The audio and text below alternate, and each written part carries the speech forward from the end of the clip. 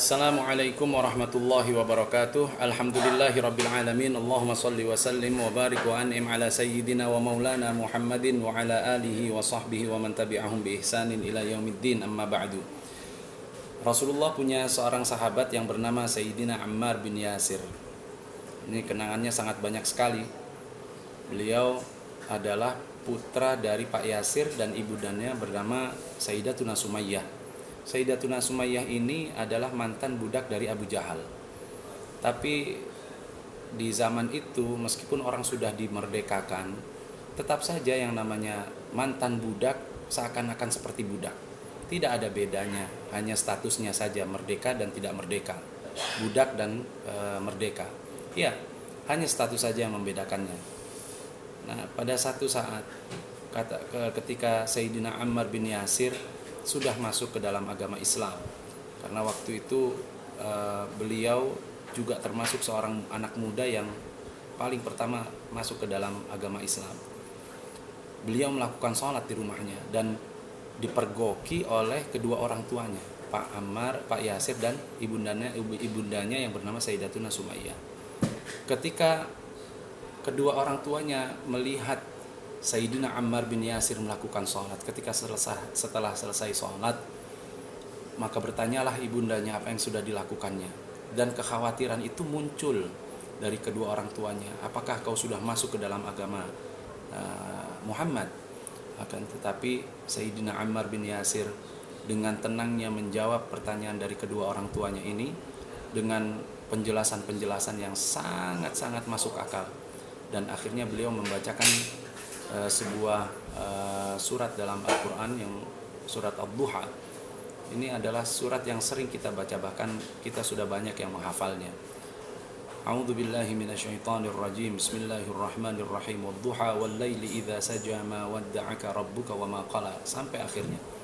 Maka ketika mendengarkan Sayyidina Ammar bin Yasir membacakan ayat-ayat Al-Quran, kedua orang tuanya ini terbengong-bengong karena mendengar sesuatu yang baru, yang sangat indah, dan mereka percaya itu adalah bukan buatan manusia. Maka dengan penjelasan Sayyidina Ammar bin Yasir dan surat Ad-Duha yang sudah dibacakannya, ketika Sayyidina Ammar meminta kepada orang tuanya untuk masuk ke dalam agama Islam, mereka menyetujuinya, dan mereka sadar bahwasannya memang agama yang dibawa oleh baginda Nabi Muhammad SAW memang benar-benar agama yang benar. Nah, jamaah yang dimuliakan Allah, ketiga orang ini, satu keluarga ini akhirnya diketahui oleh Abu Jahal, mereka masuk ke dalam agama Islam. Karena pada zaman itu masuk ke dalam Islam harus dengan sembunyi-sembunyi, karena Rasulullah belum diizinkan oleh Allah untuk berdakwah secara terang-terangan.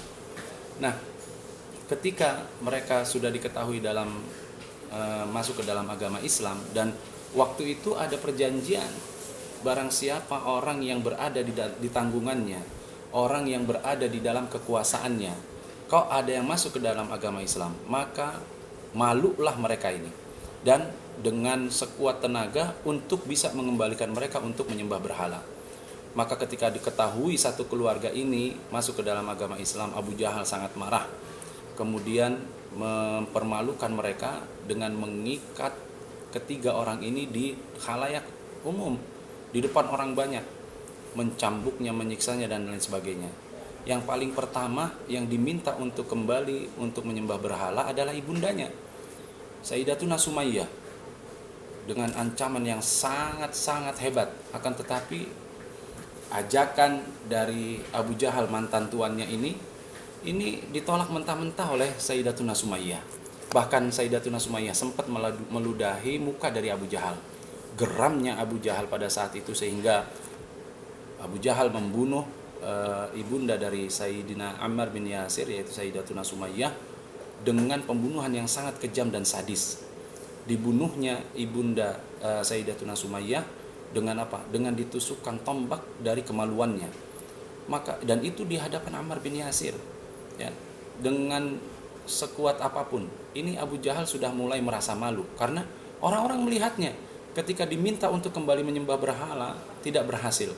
Kemudian setelah ibunya kemudian beliau Abu Jahal menuju ke ayahnya, yaitu Pak Yasir. Sayyidina Yasir diminta untuk kembali untuk menyembah berhala seperti agama-agama yang sebelumnya. Begitu juga seperti halnya ibunya. Ayahnya Sayyidina Ammar bin Yasir, yaitu Pak Yasir, ini menolak dengan terang-terangan, menolak dengan mentah-mentah ajakan Abu Jahal laknatullah alaih. Maka tak luput juga Pak Yasir akhirnya dibunuh di depan mata Sayyidina Ammar bin Yasir.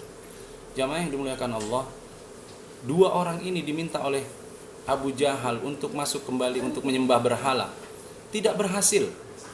Akhirnya Abu Jahal karena sudah putus asa, ini kalau diminta lagi si Ammar anaknya untuk menyembah berhala, pasti ujungnya tidak akan mau. Dan ini membuat Abu Jahal ditonton orang banyak, menjadi seorang yang malu karena dia punya kedudukan tinggi, akan tetapi tidak berhasil untuk mengajak kembali orang yang di dalam kekuasaannya.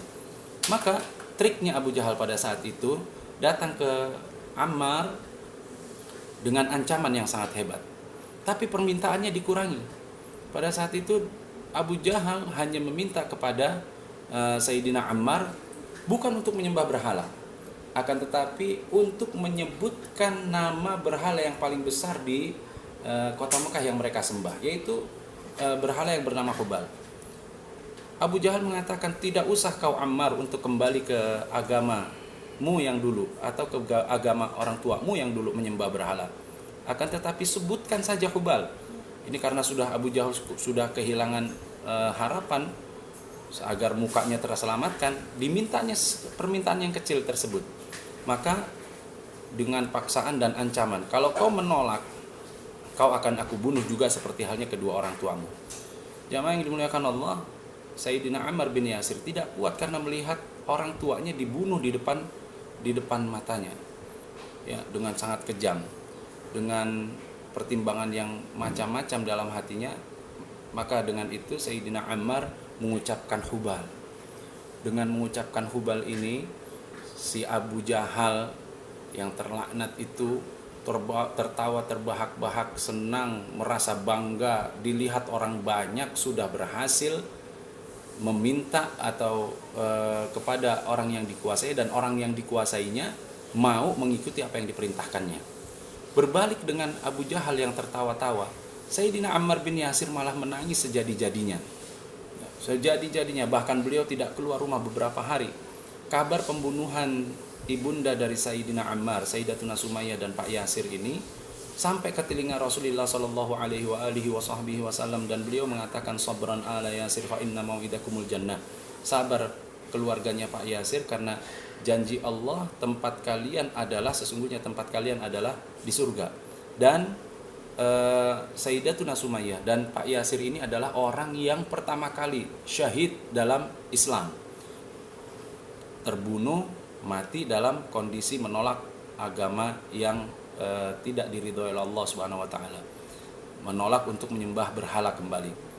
Jamaah yang dimuliakan Allah, akan tetapi Sayyidina Ammar bin Yasir menangis, enggak keluar rumah. Itu pun terdengar sampai ke telinga baginda Nabi Muhammad sallallahu alaihi wasallam, dan beliau menanyakan kabar Sayyidina Ammar, dan diberitahukan atau diinformasikan oleh para sahabat bahwasanya Sayyidina Ammar sangat menyesal dengan apa yang telah dilakukannya.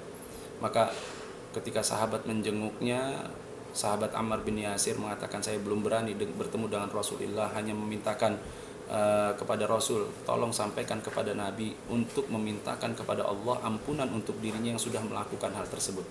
Ya maaf, hanya menyebutkan Hubal, tidak merubah keyakinannya, tetap menyembah Allah, tapi hanya menyebutkan Hubal, menuruti apa yang diperintahkan oleh Abu Jahal, membuat Sayyidina Ammar menangis berhari-hari, nggak keluar, nggak berani ketemu Nabi.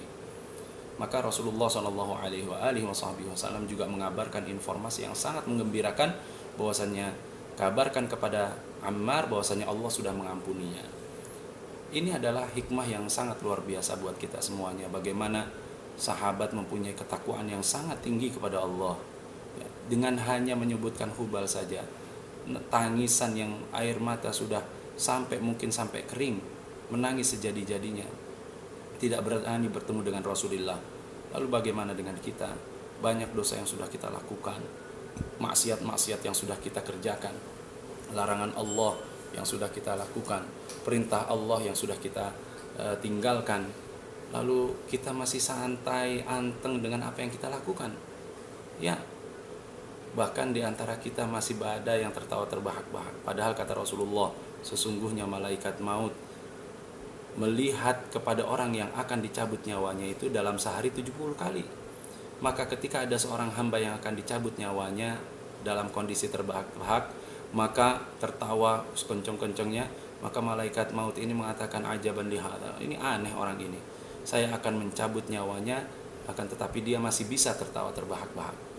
Mudah-mudahan ya, kita bisa menjadi orang-orang yang tidak perlu atau tidak mungkin atau sulit untuk mencapai ketakwaan yang dimiliki oleh para sahabat. Akan tetapi kita juga bisa mengejar ketinggalan itu dengan sifat yang harusnya dimiliki oleh seorang yang beriman, yaitu berharap kepada Allah Subhanahu wa taala untuk mengampuni dosa-dosa kita, memaafkan kesalahan kita, juga takut akan dosa-dosa yang sudah kita lakukan. Itu yang harus dimiliki oleh seorang yang beriman, antara takut dan berharap kepada Allah. Karena Allah maha luas rahmatnya, Allah maha luas kasih sayangnya. Jangan lupa taubat kepada Allah. Kalau ada sebuah kisah yang mengatakan semua pintu surga pada saat ini ditutup kecuali satu pintu taubat. Maka jamaah yang dimuliakan Allah Subhanahu wa taala, kata Imam Nawawi dalam kitabnya Al-Adhkar, beliau menyebutkan syarat bertaubat. Satu, tinggalkan maksiat tersebut, tinggalkan pembangkangan tersebut. Kemudian yang kedua, ini inti daripada taubat. Disabdakan oleh baginda Nabi, at-taubatu huwan nadm. Yang namanya taubat adalah menyesal. Yang kedua adalah menyesal apa yang sudah kita lakukan dalam perbuatan dosa. Yang ketiga, kita berjanji untuk tidak melakukan apa yang sudah kita lakukan dalam perbuatan dosa. Maka at-taibu minadz-dzambi kaman la dzambalah, seperti yang disabdakan oleh Rasulullah sallallahu alaihi wasallam, orang yang bertaubat kepada Allah Subhanahu wa taala dari dosa-dosanya seakan-akan dia tidak mempunyai dosa. Karena orang yang bertaubat kepada Allah, pasti Allah terima taubatnya dan diampuni dosa-dosanya. Jamaah yang dimuliakan Allah, mudah-mudahan yang ini bermanfaat buat kita sendiri, kita semuanya, terutama untuk diri Al-Faqir. Sekian, terima kasih. Billahi taufiq wal hidayah. Assalamualaikum warahmatullahi wabarakatuh.